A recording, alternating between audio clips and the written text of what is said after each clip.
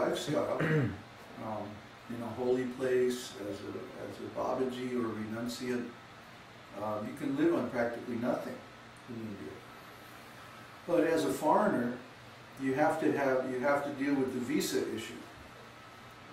You can only stay in India 6 months at a time on a tourist visa. You have to get an entry visa to stay longer than that. And even then you can only stay up to 5 years maximum. So you have to have enough funds to be able to travel outside and renew your visa and like that. If you depend on having nice facilities, then you have to expect to pay, well, it depends on, for technological type equipment and stuff like that, the cost is the same. So for computers, electronics, the electricity bill itself, that's pretty much the same as you would pay in any developed country. The things that are cheap in India are the things that are produced locally. And even then, cheap is relative to you know, the kind of income you have. You know, if somebody's on retirement or something like that, they can live fairly comfortable in India. You know, but if a person literally has no money or very, very little money, then they're not going to be comfortable. They're not going to have a nice place unless they live in an ashram or something like that. And the society in India is so different. It's like you really have to be into the culture to live among the general mass of people. You know, it's good for Westerners to be a little bit separate, a little bit apart. You know, like take first-class train instead of second or, what to speak of, third. I've taken third-class train in India. I can get away with it. You probably could get away with it. You know, it's like you have to keep the goats out of your seat.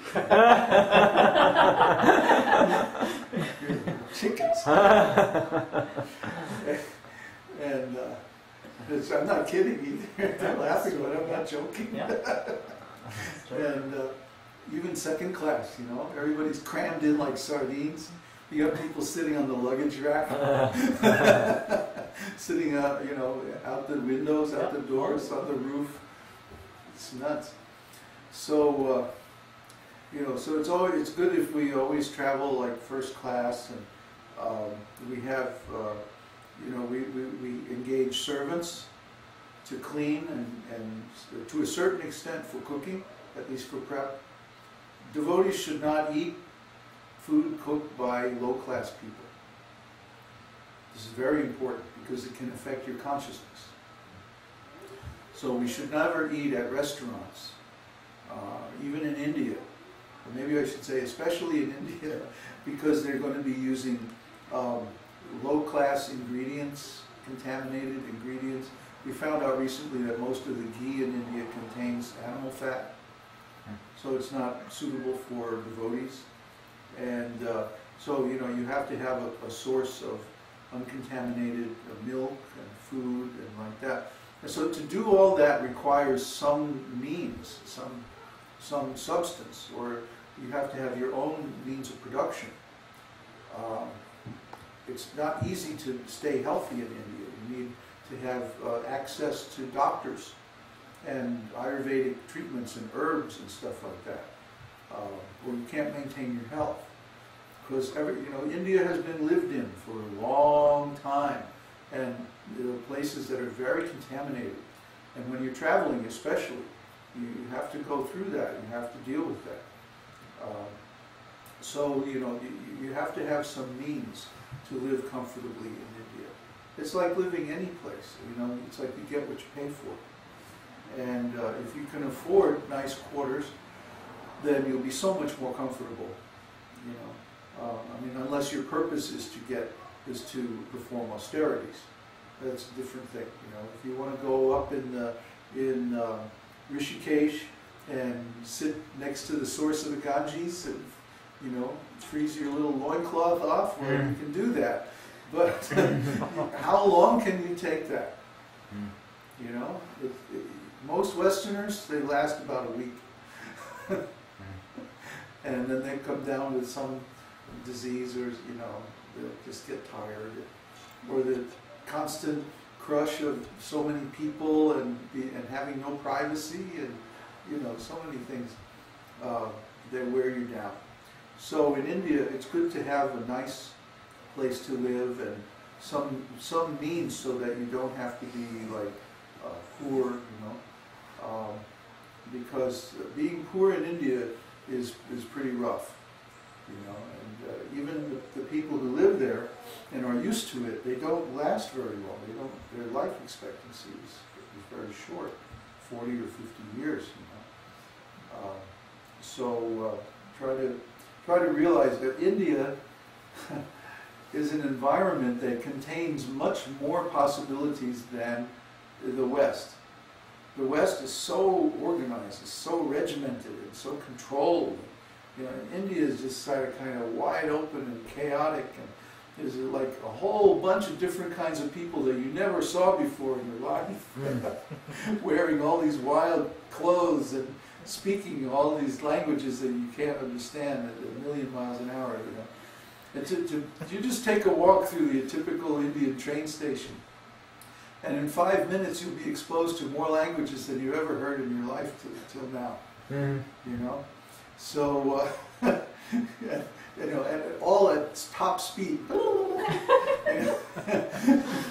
So you know, it's a whole different culture, and you really need a place where you can take shelter and have privacy and be clean and take care of yourself like that. So it does require some means. And if you want me to name a figure, I really can't.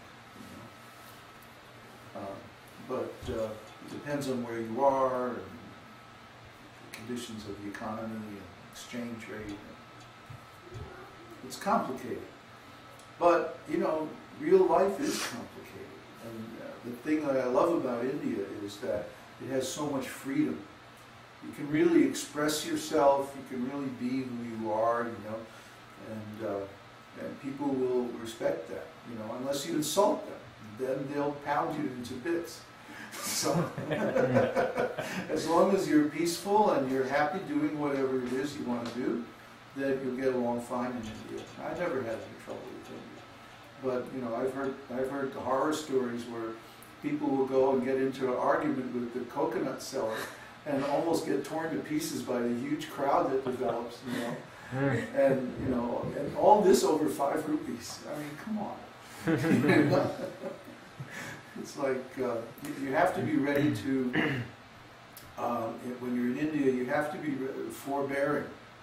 You know, you have to be ready to forgive people's accidental offenses. You know, it's just the way it is. You know, you'll get a coconut for 10 rupees, and the local kids will come up and buy them for 5 right in front of you. And you know, if you want to make a big deal out of it, well, okay, you could ruin your day that way, but it's probably not a very good idea. You know, so. But if you go to India, I would say the best thing to do is plan to go for 3 months the first time. 3 to 6 months. That's a tourist visa that'll get you that much time in India. And just check it out. You know, it might be that it's not for you.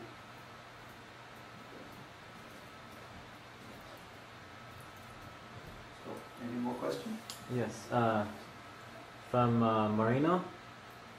Dear Babaji, please accept my humble obeisances. So we all have to become expert in our talents given by Kṛṣṇa so that we can participate in his pastimes. Self-realization is not enough. Well, what does self-realization mean? It means that we participate with Krishna in his pastimes. And what are Krishna's pastimes? They were just describing. They're all at the topmost height of artistic creativity. So if we're going to hang out with Krishna, then we have to be like that. You know? It's just like, did you ever hang out with artists? You know? Like when I was right out of college, well, even when I was in college, I was in music school. I was always surrounded by other musicians and artists and actors and painters and people like that. And these were all my friends. And then when I moved into New York City, when I started working as a composer, I lived in Greenwich Village. And everybody around me was some kind of actor or painter or artist or writer or freak, you know. And that's the thing about creative people, they're very original. They don't just follow the standard, orthodox, boring path. They have to do it in their own way, you know. And this is cool. This is like, Kṛṣṇa is fine with this. Try to understand. Kṛṣṇa, he is the topmost artist. He is not threatened at all by people being original and creative. In fact, he likes it because he's that way. So